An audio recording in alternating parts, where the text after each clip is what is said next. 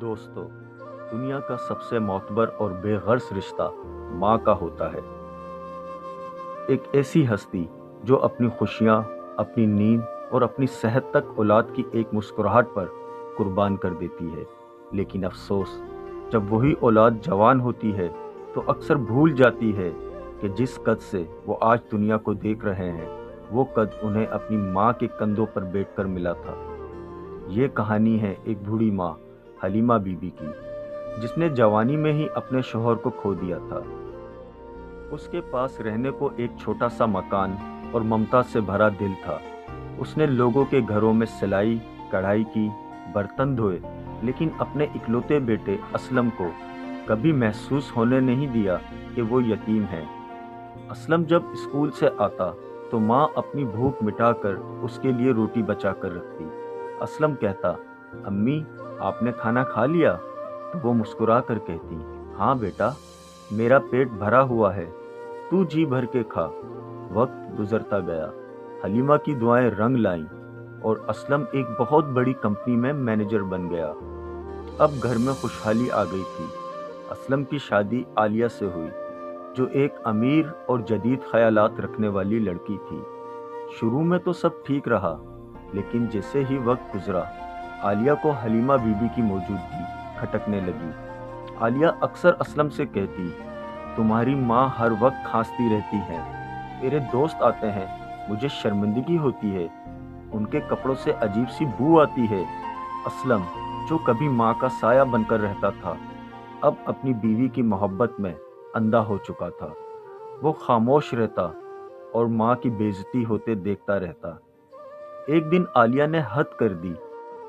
اس نے اسلم سے صاف کہہ دیا، اگر اس گھر میں سکون چاہیے تو اپنی ماں کو پچھلے اسٹور روم میں منتقل کر دو، وہ اب ہمارے ساتھ ڈرائنگ روم میں نہیں بیٹھیں گی۔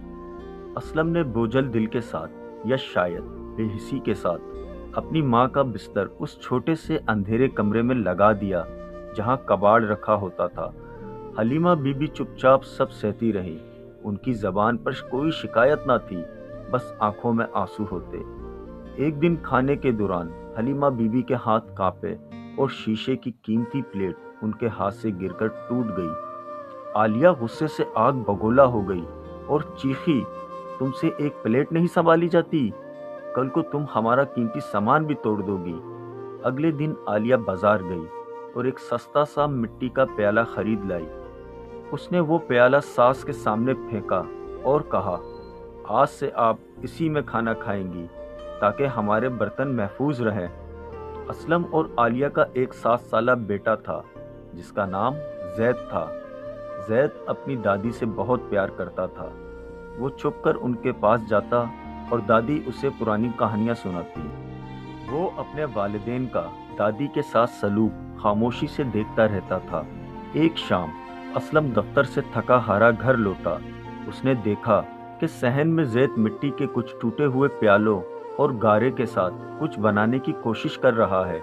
اسلم مسکرایا اور اس کے پاس جا کر پوچھا، میرا بیٹا کیا بنا رہا ہے؟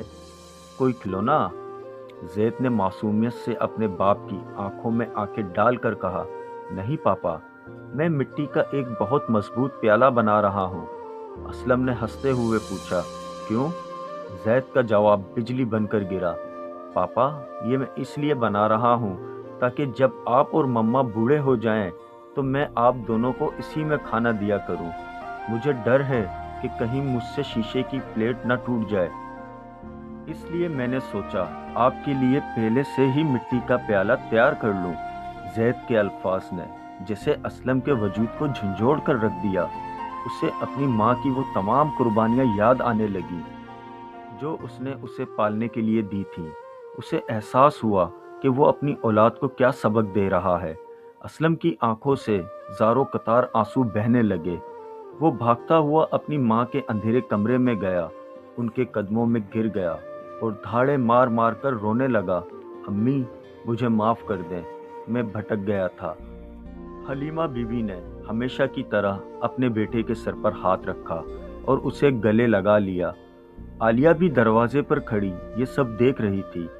اس کی آنکھیں بھی شرمندگی سے جھک گئیں۔ اس دن کے بعد اس مٹی کے پیالے کو گھر سے باہر پھینک دیا گیا اور ماں کو وہی مقام ملا جس کی وہ حقدار تھی۔ دوستوں، زندگی ایک قرض ہے جو آپ آج اپنے والدین کو دیں گے، کل وہی آپ کی اولاد آپ کو لوٹائے گی۔ یاد رکھیں، ماں کے پیروں تلے جنت ہے، اسے ڈھونڈنے کہیں دور جانے کی ضرورت نہیں۔